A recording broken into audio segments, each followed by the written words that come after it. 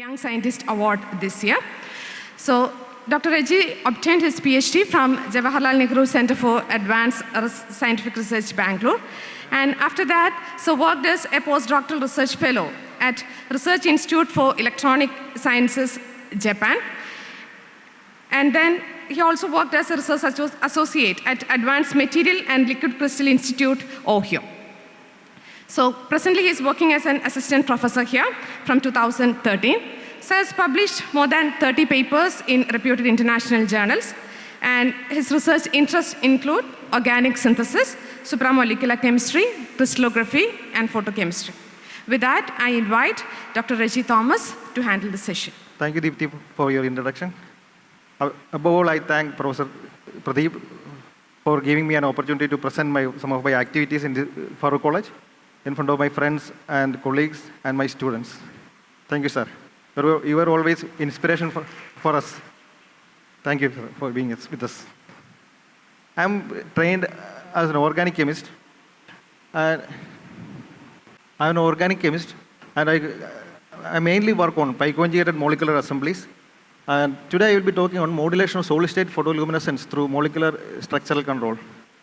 So, before going to my talk, these are some of the activities which I do in Farook College.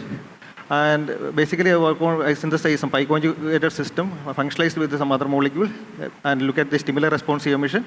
And we also synthesize some donor acceptor system, and we study molecular level properties and distant charge transfer.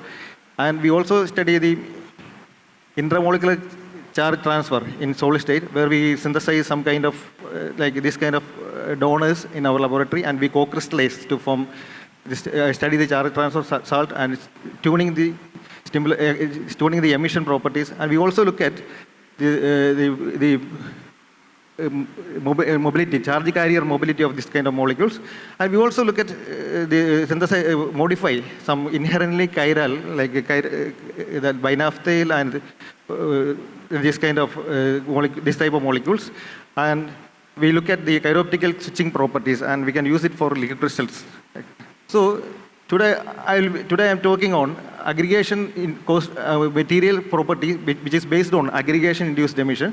And generally, most of the pi-conjugated molecules are emissive in solution, but when it comes to solid state, the emission gets quenched. So this is a perylene bismuth molecule, which is emissive in solution, and when we add some amount of molecules, water, its emission gets quenched. This is because pi-pi stacking caused quenching. So this is called aggregation caused quenching. And another class of molecule, this molecule silol.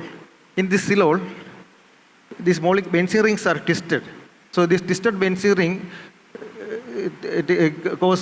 prevents the aggregation, and this molecule is non-emissive in solution, and which is when it comes to when it aggregates, it gives large emission in this the aggregated states. So generally, the aggregate structure decides the emission. And so if you look at here, this what happens is the molecule in solid state, molecule aggregates. When the molecular dipole aggregates, it can differently aggregate. If it is the transient state dipole moments aggregate in head-to-tail fashion, the lower energy level is populated, and accordingly you will get a redshifted emission or redshifted absorption. While if it is aggregated from a card type aggregate, it's called H aggregate, the higher energy level is populated. Some other combination is the molecular dipole, you can crossed arrangement, where this angle between this crossed dipole will decide the emission, and generally this emission will be in between J aggregate and H aggregate, and generally this aggregate X aggregate is characterized by higher quantum and increased lifetime. So this aggregation-induced emission in the solid state can give rise to wide varieties of properties as shown here. And these are some of the applications. These materials can be used for OLED application and circular polarized luminescence. And these molecules can be used studied for stimuli response emission. So today I will be discussing on stimuli responsive emission in this class of molecules, where we can use multiple stimuli like heat, pH, solvent, pressure, etc. to tune the molecular packing in the solid state, and thereby it will lead to different emission. So this type of stimuli responsive molecule we can use in OLED, anti-counterfeit materials, sensors for heat, light, solvent vapors, pressure, etc. So generally there are various molecular systems have been used to form aggregation-induced emissive materials. These are some of the agents. It's called active materials. Like these are various structures. Among all these, this cyanoacetylene system. Cyanoacetylene is very simple to synthesize, and it create a twist between this phenyl ring and cyano group. And cyano group, this system can be easily modified on the benzene ring. There are several reports on modification of the para position of this dicyanostearyl benzene, and mainly this PARC group looked at this system widely, and what they did, they modified the R group or middle phenyl rings, and they could in most of the cases they could observe bistable switching in this system. And another property is that this system can undergo cis-trans isomerization. Based on cis-trans isomerization, can give rise to different emission color as seen here, and we can switch it. So our interest is to synthesize a multi-stimuli responsive system. For that, what we did, we took the same part, but we modified the alkyl chain. We thinking that when we modify longer alkyl chain in the solid state, the molecule can move and easily, and it can form different type of aggregate and different types of emission. So what we did, we taken three molecules like ortho-substituted, meta-substituted, and para-substituted molecules, and we looked at the photophysical properties of this system.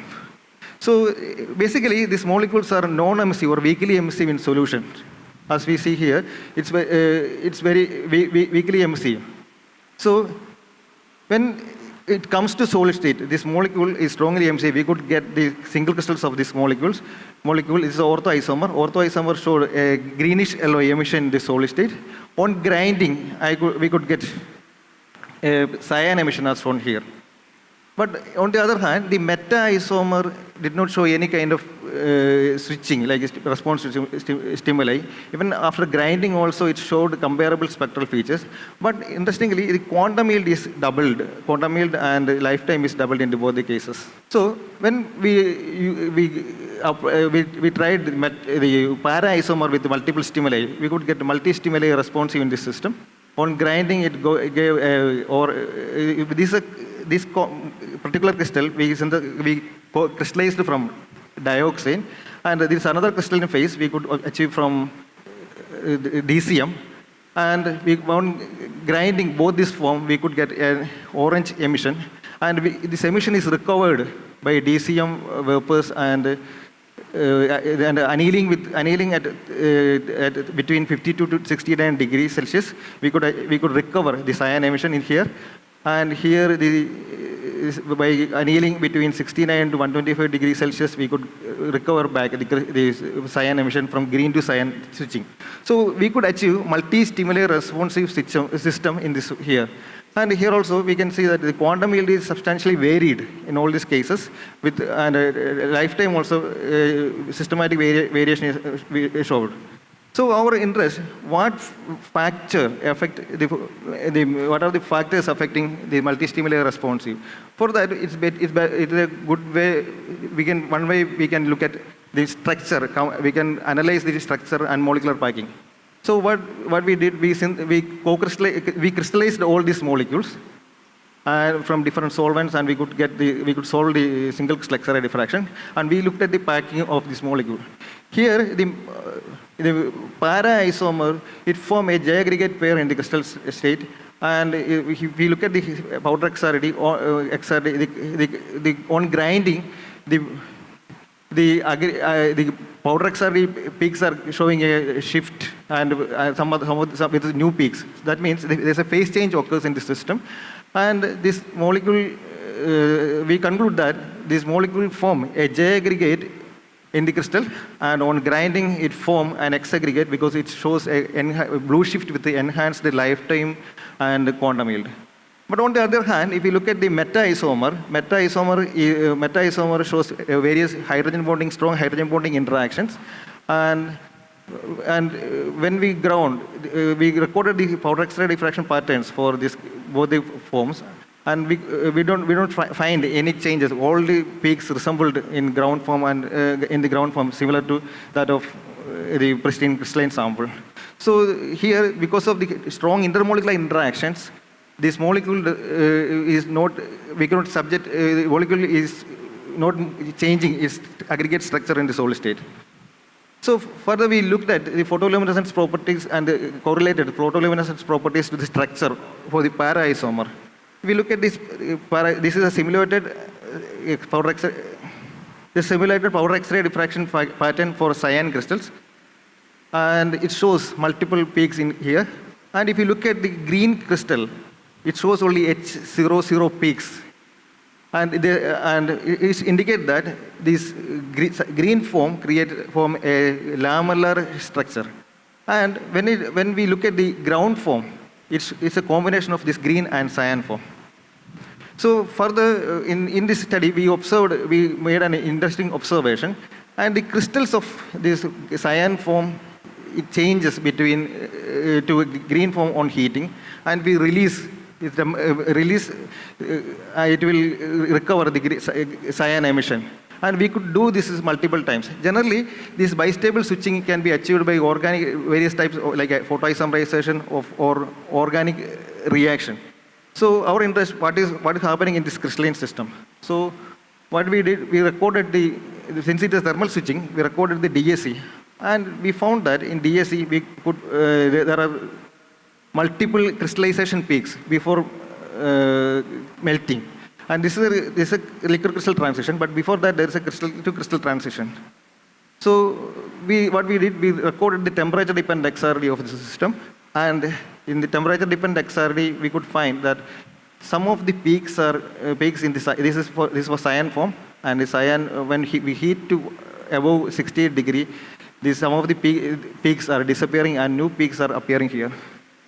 So this indicates that, and if you compare this last, the 125 degree XRD correspond to 120 at 125 degree, it's compared with that of that green MSC form, which form lamellar structure.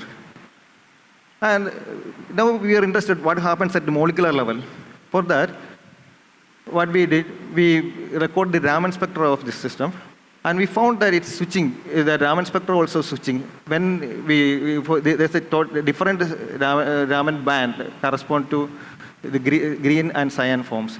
And where we conclude that this on heating, the molecule planarizes in the crystal system, lattice, and on cooling, it goes to it recovers, and it takes multiple times whenever we heat.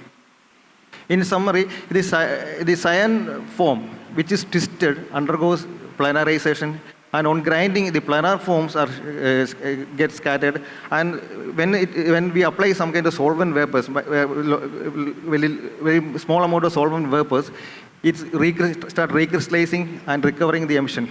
So if you look at here, the quantum yield is different, clearly different. It's 0.46 and 0.36. So our interest is what control the quantum yield in the solid state. So there are some report, the molecular twist can control the quantum yield. So for that, so we are also interested how the molecular planarity can be controlled to obtain different quantum yield. And what we did, for creating a twist molecule in the molecule, it's better way to substitute at ortho position. And we substitute at ortho position, and on substituting on the ortho position, we could achieve various level of twist. And here we substitute all these groups, and then we looked at the photophysical properties of this molecule, and all the molecule in solution showed similar emission.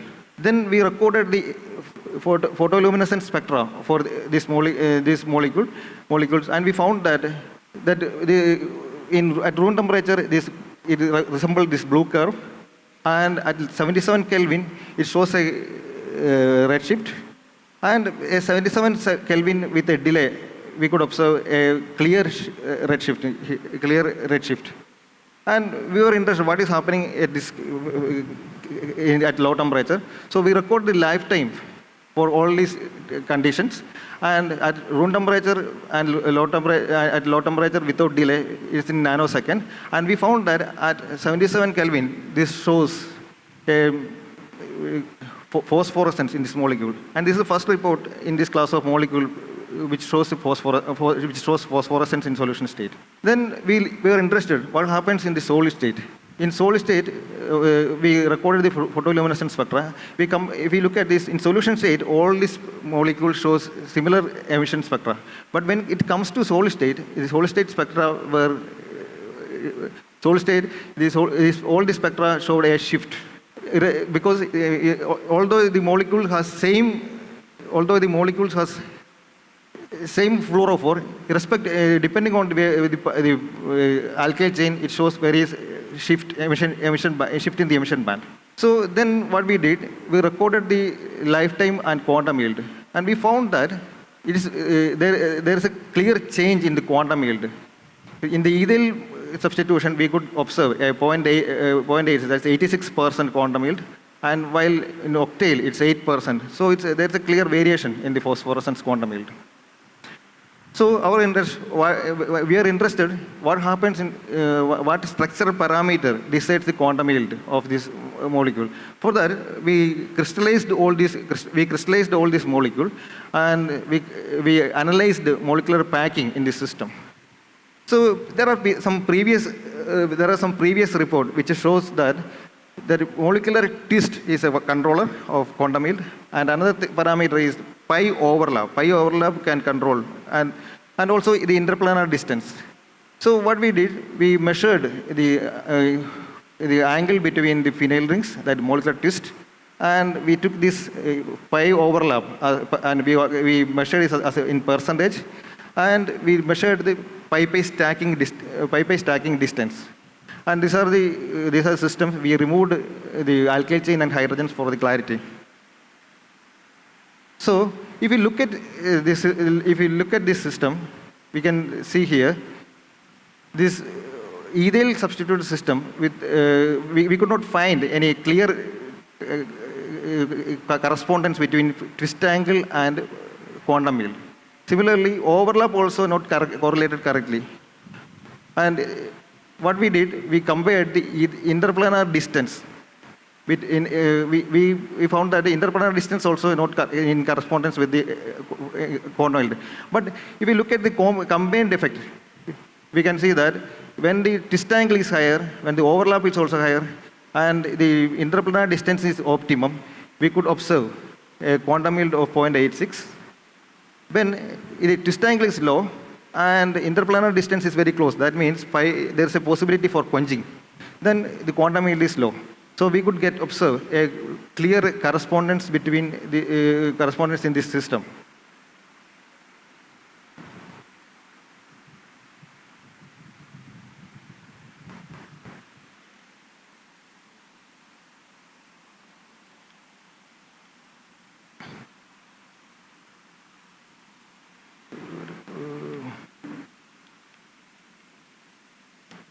Display. Okay. In summary, we could achieve a multi-stimuli responsive solid state in dicyanodestyryl benzene derivatives, and we demonstrate a heat mode dynamic switching, luminescence switching in this system. And we elucidate the mechanism of stimuli response in these molecular assemblies. And what we did, we correlated, we streamlined the three parameters, molecular twist, pi overlap, interplanar distance, and we found that the combined effect of these three parameters contributing to the quantum yield in the solid state in this particular system. And finally, I thank my collaborator, Dr. Reji Krishnan, Government Women's College, Thiruvananthapuram, and I thank various institutions for experimental support, because we don't have any facilities for all these studies. And I thank funding agency UGC RUSA and Farook College Management, and DST FIST for microscopic facility. Then this work is done by my student Ramya. She recently graduated. These are my students. This is Sumaya. She is the coordinator, and Femina and Adira. Thank you. For explaining how a small change in molecular structure leads to a different aggregation and different properties. Now the session is open for discussion. Reji, I'm so, I would say, overwhelmed by seeing the kind of detail that you are in a position to do in Farook College. So let me congratulate you as well as Ramya for this effort. So looking at your structure, the flipping that you talked about as a mechanism, in the solution, if flipping happens, well, we can understand that there is enough space for it. But in a solid, in a crystalline structure, if this were to happen, this would result in mechanical deformation in the system. How do you explain at a molecular level these changes that you explained in the crystal? Now you can use the regular mic. Generally, when we heat, the crystal undergoes some kind of cracks in the lattice. And I think that through the cracks, it accommodates the change in the molecular structure. No, but this is possible only for a few molecules. Okay. But the overall lattice, if it were to, all the molecules are doing that, okay, then the crystal itself will undergo transformation. Actually, we didn't look at that details, like a crystal bending or that kind of deformation, we didn't look at. The powder XRD, did it show any change? Yes, it shows change in the powder XRD. The temperature dependent powder XRD, there's a clear change. The structure is certainly changing. Changing, yes, yes. Thank you. Hi Reji, excellent. Interesting work and a lot of work done on the same system. So I have a doubt, you are changing the alkyl chain length and you are seeing a huge difference in a quantum yield. Yes. And in this kind of AIE systems, okay, usually it's the single bond rotation that causes the changes in around the single bond. That rotation is leading to non-radiative decay, and that is basically leading to Kozhikode. Okay. So could you correlate your structural features that you are getting from the single crystal XRD to that kind of free rotation around that single bond that you see there? Actually, we looked at the rotation based on between that Benzene rings. Actually, we didn't look at that bond, particular bond. Okay, okay. But exciting. And one more small suggestion. Okay. You have anyway has alkyl handle. Okay. If you can have one of the positions with a chiral unit, yes, you can lead. It can lead to chiroptical switch as well, which will be. I am sure you might be also thinking in that. Yes, yes, yes. Actually, we have done one like thiophene-based system with the cholesterol moiety and. Okay. Very good. Interesting work. Thank you. So if you have no more questions, please join me in thanking Dr. Reji Thomas for this wonderful session. And sir, please accept our token of love and gratitude.